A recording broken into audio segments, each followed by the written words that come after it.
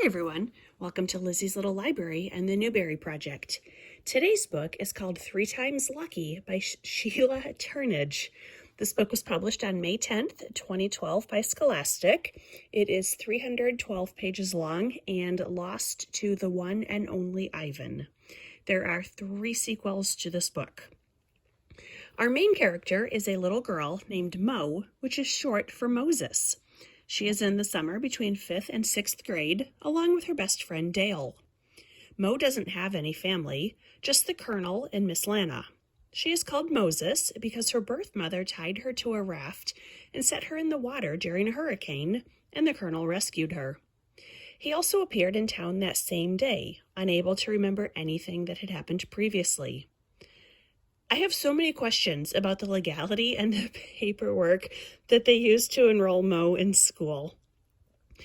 The Colonel and Miss Lana seem to own a cafe that Mo is tasked with running in Tupelo Landing, North Carolina, population 148.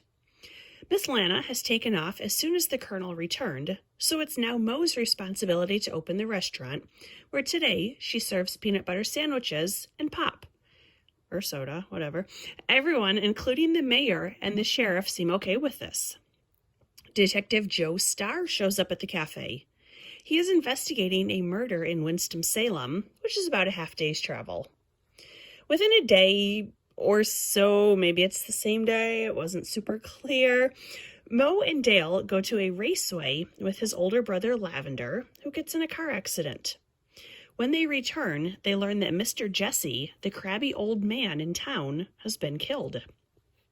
Detective Starr reveals a ton of information to the community gathered at the cafe, where the kids have a karate lesson after dinner. This seems like a really bad investigation technique. Obviously, the kids are going to investigate because that's what sort of book it is, and presumably they will do a better job than the actual detective. Let's see how they're going to solve it. Mo finds the oar to Jesse's boat. Well, she doesn't really find it. She's out walking and she kind of trips over it. Then the pastor's kid reveals that Jesse donated $100 to the church every week, even though he generally acted miserly, so everyone speculates about that. The kids realize they have seen Robert Slate, who has been around town. They assumed he was with the detectives, but he's actually a bank robber who escaped jail. Do people still do that? I don't know. Oh, and Miss Lana's missing. Eventually, the mystery is solved. The clues were not evident at all, so it felt like it came out of left field, although there was one tiny little reveal at the end that was pretty funny.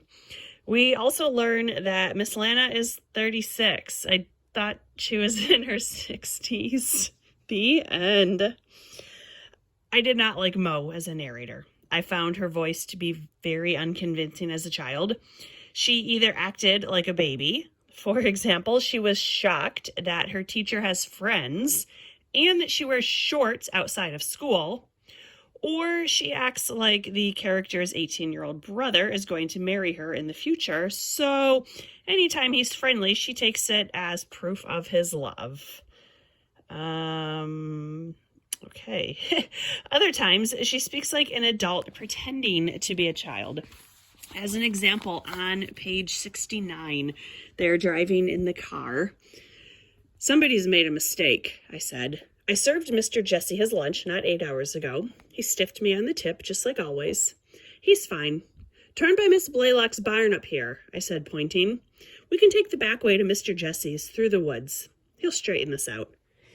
And that doesn't sound really like how a child would talk.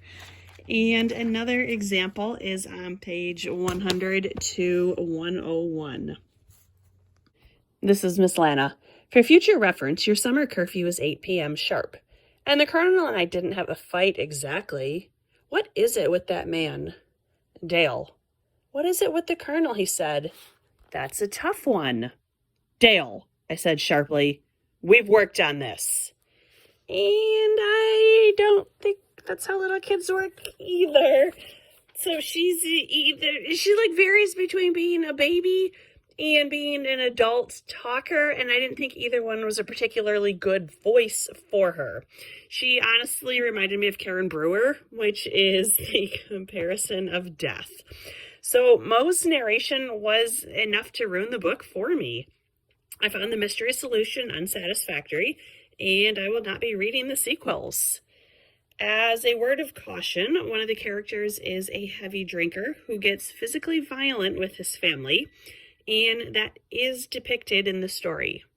This book was far inferior to the winner, the one and only Ivan, and honestly, I don't see how it's representative of the most distinguished literature for kids.